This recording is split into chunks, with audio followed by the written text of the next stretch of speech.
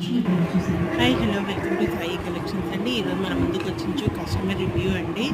మన కలెక్షన్ ఎప్పటికప్పుడు customer reviews కూడా అప్లోడ్ చేస్తున్నామండి మన ఛానల్స్లో. ఒక్కసారి మీరు చెక్ చేయండి.